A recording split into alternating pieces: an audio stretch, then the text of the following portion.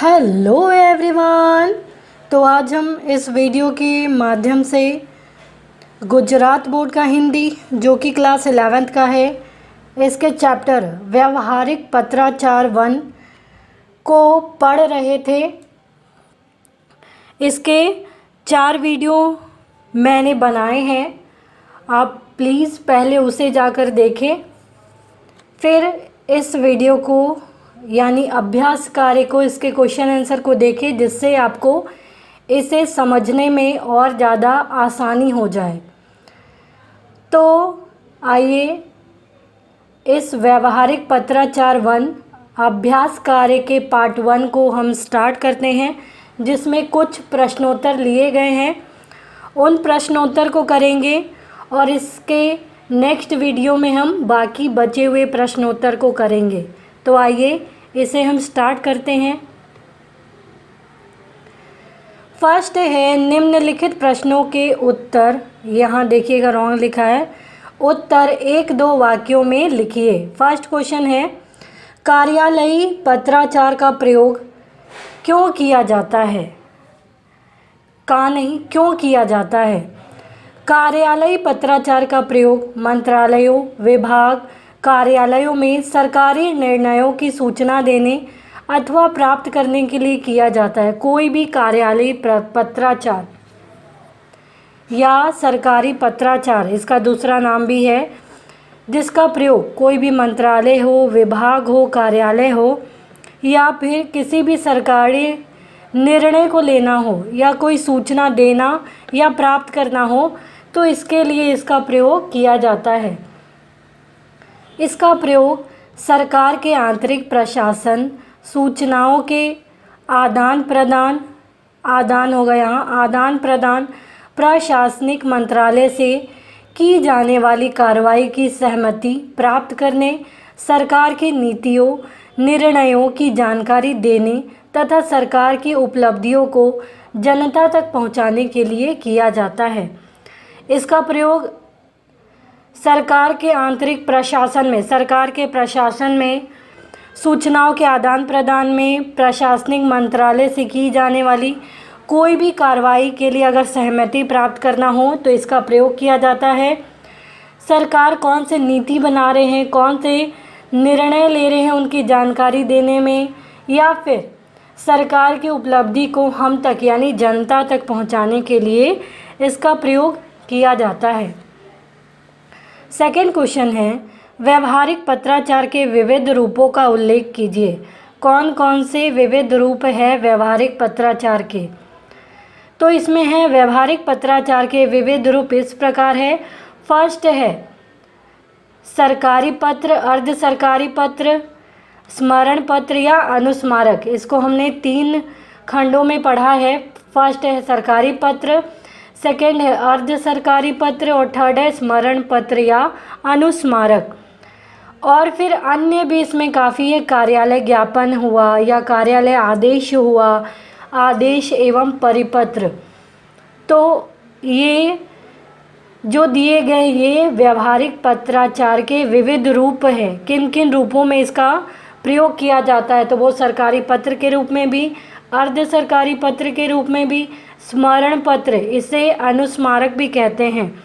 तो अगर आपसे अनुस्मारक पूछा जाए तो आप कंफ्यूज मत होइएगा।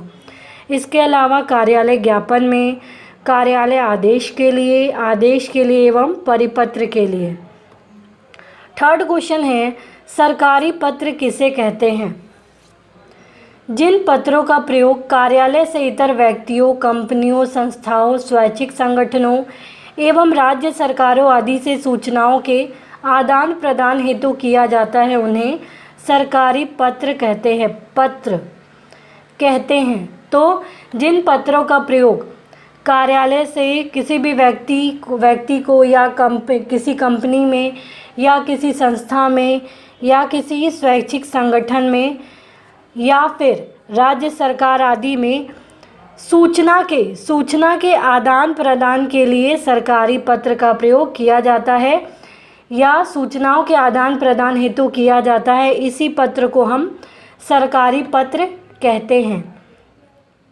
फोर्थ क्वेश्चन है, अर्ध सरकारी पत्र की परिभाषा दीजिए। जिस पत्र का प्रयोग किसी भी मामले पर विशेष रूप से व्यक्तिगत ध्यान देकर सरकारी कार्य के शीघ्र निपटाने हेतु राजपत्रित अधिकारियों के बीच किया जाता है, उसे अर्ध सरकारी पत्र कहते हैं। तो जिस पत्र का प्रयोग कोई भी मामले में अगर किसी व्यक्ति का ध्यान उसमें या किसी सरकारी कार्य के लिए उसे उस कार्य को जल्दी निपटाना है, जल्द से जल्द निपटाना है, तो इसे अधिकारियों के बीच लिखा जाता है, अधिकारियों को लिखा जाता है, जिसे हम अर्ध सरकारी पत्र कहते हैं। तो जिस पत्र का प्रयोग किसी भी मामले पर विशेष रूप से व्यक्तिगत ध्यान देकर सरकारी कार्य के शीघ्र निपटाने हेतु राजपत्रित अधिकारियों के बीच किया जाता है, उसे अर्ध सरकारी पत्र कहते हैं। कोई एक व्यक्ति है, वो सरकार से कोई कार्य को जल्द से जल्द निपटाने के लिए सूचना देना चाहता है या उनसे विनती करना चाहता है, तो उसके लिए यह पत्र लिखा जाता है। फिफ्थ है, स्मरण पत्र या अनुस्मारक पत्र कब भेजा जाता है?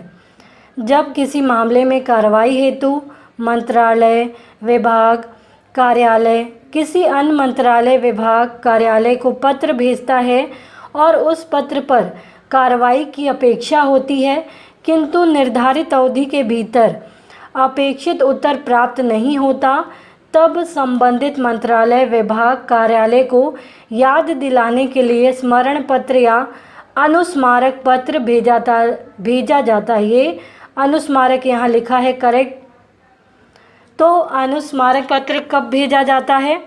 मान लीजिए कोई भी मंत्रालय को, विभाग को या कार्यालय में, ये जो है किसी अन्य मंत्रालय में हो या विभाग में, कार्यालय में कोई पत्र लिख के भेजता है और उसका कोई रिजल्ट नहीं आता है, उसका कोई उत्तर नहीं देता है, उसके बाद भी बार बार वो पत्र लिखकर कार्रवाई करने की उम्मीद रखता है कि अब ये कार्रवाई की जाएगी, किंतु जो समय निर्धारित किया गया है उसके अंदर उसको आंसर या उत्तर नहीं मिलता है, तब जिसको उन्होंने पत्र लिखा है, चाहे वो मंत्रालय हो, विभाग हो, कार्यालय हो, इनको उस कार्य के बारे में याद दिलाने के लिए स्मरण पत्र या अनुस्मारक पत्र भेजा जाता है।